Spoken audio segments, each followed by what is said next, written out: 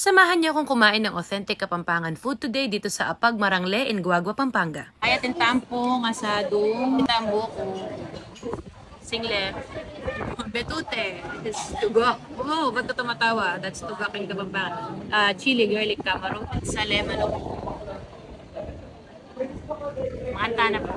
Alam niyo ba, may issue talaga ako dun sa mga nag-a-advertise as authentic Kapampangan restaurant tapos pag kinainan mo, hindi naman timplang Kapampangan. Kaya dinayo ko pa talaga to sa Guagua kasi even yung mga kakilala kong matandang Kapampangan, nire-recommend nila ang place na to. Marangle means bukid, so parang kainan sa bukid ang interpretation ng pangalan nila. At kitang-kita nyo naman, open air at napaka-presko ng dining area nila. Very noticeable na ang daming family and big groups ang kumakain dito. They serve complimentary buko sherbet na napaka-refreshing at ang cute ng menu nila mukhang dahon ng saging. And this is what we ended up ordering, so tara, simulan na natin. Nano kabalan, manganta na. Unahin natin yung nasi marangle, parang pinakbit fried rice ang dating. Merong bagoong, vegetables at bagnet. Ito palang complete meal na talaga. This is their asado na merong chicken at dila ng pork. Very tender yung pagkakaluto nila dun sa tang at malasa talaga siya. Ito yung saleng manok, the best way to describe this ay parang tinola na may lemongrass. Very satisfying yung soup. Ito yung hinahanap mo when you're having a bad day or you're not feeling well. At ito na yung chili garlic camaro or crickets. Ang sarap ng timpla nila na generous sa butter, garlic at medyo maanghang.